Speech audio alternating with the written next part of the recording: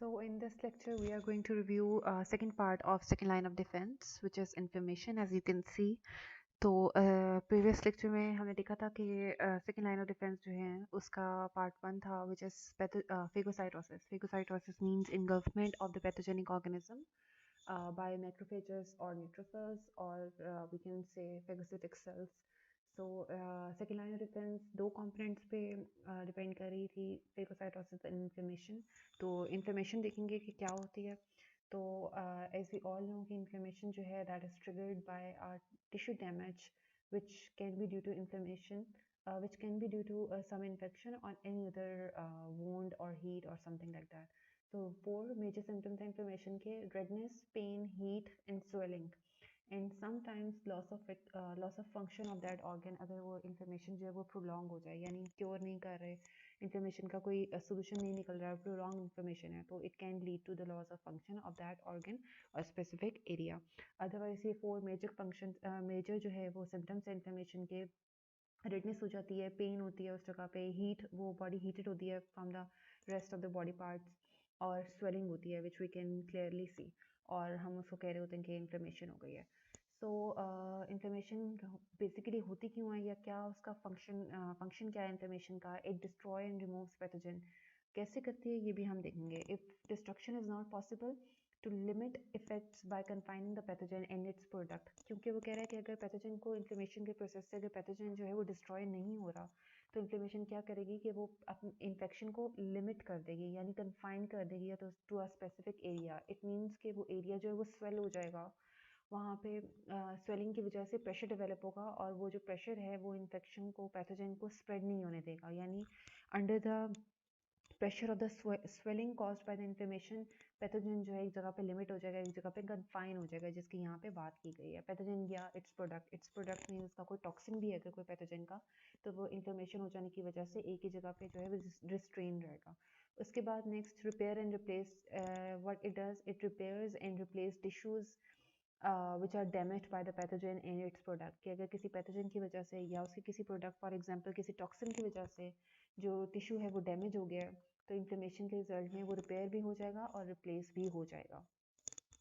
So stages of pathogenesis, phagocytosis की तरह inflammation के भी कुछ स्टेजेस हैं, जिनमें सबसे पहला स्टेज जो है, सबसे पहला जो स्टेप है, that is vasodilation. Vasodilation means vessels की डायलेशन हो जाना. नाम से ही पता चल रहा है, डायलेशन मीन एक्सटेंड हो जाती हैं, अपने साइज में इंक्रीज हो जाती हैं. वेजोडाइलेशन को यहाँ डिफाइन कर रहे हैं ऐसे, increase in diameter of blood vessels, कि ब्लड वेसल्स के डायमीटर का इंक्रीज हो जाना. अब आप देखो कि ब्लड वेसल्स का नॉर्मल ब्लड वेसल है और डायमीटर इंक्रीज हुआ हुआ है, ठीक है, तो ज़्यादा डायमीटर की ब्लड वेसल से ज़्यादा ब्लड फ्लो होगा. जितना ज़्यादा ब्लड फ्लो होगा उतने ज़्यादा प्रोटेक्टिव सेल्स जो हैं वो उस ब्लड में होंगे. जैसे न्यूट्रोफिल्स होंगे उस ब्लड में, ज़्यादा ज़्यादा गुजरेंगे उस ब्लड से, क्योंकि वेसल्स जो हैं वो डायलेट हो गए हैं. इट मीन्स मोर हो गया ब्लड फ्लो जो है, that is increased due to the increase in diameter of blood vessels, which results in the increase number of macrophages and neutrophils. और जितने भी नेचुरल किलर सेल्स, जितने भी प्रोटेक्टिव डिफेंसिव सेल्स हैं बॉडी के, वो उस एरिया से ज़्यादा गुजरेंगे as compare to the normal blood vessel. और vasodilation is triggered by the chemicals released by damaged cell, histamine, kinins, prostaglandins and leukotrienes. के जो damaged cell है, damaged cell या जो infected cell होता है, इट रिलीजेस फ्यू केमिकल्स, जैसे जिनके यहाँ पे एग्जांपल्स दी गई हैं, नाम दिए गए हैं, हिस्टामिन्स, काइनिन्स, प्रोस्टाग्लैंडिन्स एंड ल्यूकोट्रीन्स. ये सारे केमिकल्स जो हैं वो वेजोडाइलेशन को ट्रिगर करते हैं, यानी इनिशिएट करते हैं द प्रोसेस ऑफ इन्फ्लेमेशन. ये आपने याद रखना है कि ये सब केमिकल्स क्या कर रहे हैं, they initiates the process of inflammation which in turn has the following functions. ये उनके फंक्शन हैं. तो जब जैसे ये सारे केमिकल्स रिलीज होंगे, बॉडी के में इन्फ्लेमेशन का जो प्रोसेस है वो स्टार्ट हो जाएगा, जिसके बाद में हम फंक्शंस को अवेल करेंगे, या जिनके हम फंक्शंस देख चुके हैं. उसके बाद सेकंड इसका स्टेप है फेगोसाइट माइग्रेशन एंड मार्जिनेशन. कि क्या होगा, जितने भी ब्लड में फेगोसाइट्स हैं वो मार्जिनेट करेंगे with the lining of the blood vessel. इस बात का मतलब क्या है कि मार्जिनेशन होती क्या है. Margination is the process in which phagocytes stick to the lining of the blood vessels. यहाँ पे आप देखो ये दिखाई गई है मार्जिनेशन, कि ये फेगोसिटिक सेल्स हैं, ये जैसे न्यूट्रोफिल्स हैं, ये न्यूट्रोफिल्स क्या करेंगे, ब्लड वेसल की लाइनिंग के साथ, ये ब्लड वेसल की लाइनिंग है, उसके साथ देखो आप स्टिक हो गए हैं, ठीक है. ये होगी मार्जिनेशन, होगी सेकंड स्टेप में. फिर होगी इमिग्रेशन, होगी सेकंड स्टेप में। इमिग्रेशन क्या होती है? Phagocyte squeeze between the endothelial cells of blood vessels and enter the surrounding tissue, कि जिस ब्लड वेसल के अराउंड, जिस ब्लड वेसल के साथ साथ जो हमारे फेगोसिटिक सेल हैं वो लाइन हुए थे, उनकी मार्जिनेशन हुई थी।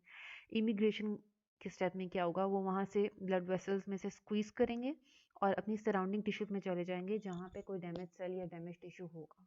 ठीक है, पहले ही वो जो ब्लड वेसल है उसकी लाइनिंग के साथ साथ स्टिक करेंगे, और लाइनिंग के साथ स्टिक होने के बाद वो अपने आप को स्क्वीज कर देंगे through the endothelial cells of blood vessels and enter the surrounding tissue. यहाँ पे आप देख सकते हो कि इस स्टेप में यहाँ पे स्क्वीजिंग हो रही है, इमिग्रेशन हो रही है।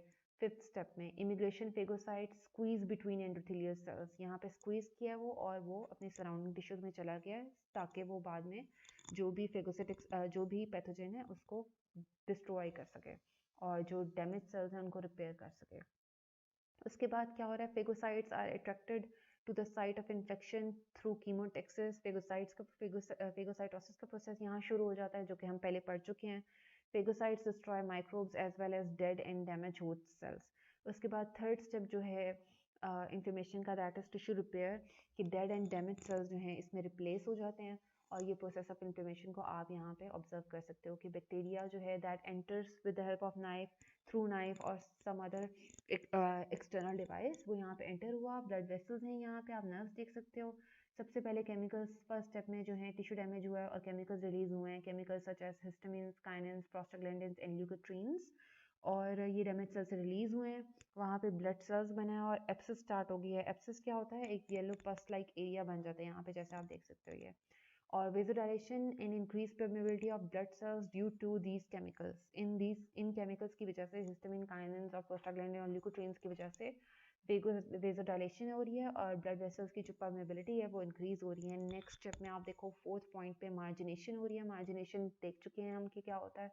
इट इज़ द प्रोसेस जिसमें फेगोसाइट्स जो हैं they stick to the endothelium, और मार्जिनेशन के बाद इमिग्रेशन का प्रोसेस जो शुरू होता है। इमिग्रेशन, फेगोसाइट्स जो हैं they squeeze between endothelial cells. Phagocytosis of invading bacteria, जो भी बैक्टीरिया एंटर हुआ था इस प्रोसेस में, न्यूट्रोफिल्स जो हैं उनकी फेगोसाइटोसिस कर रहे हैं, और एट द एंड क्या हो रहा है कि ये टिश्यू जो है वो रिपेयर हो रहा है। ब्लड क्लॉट जो है वो डेवलप हुआ था।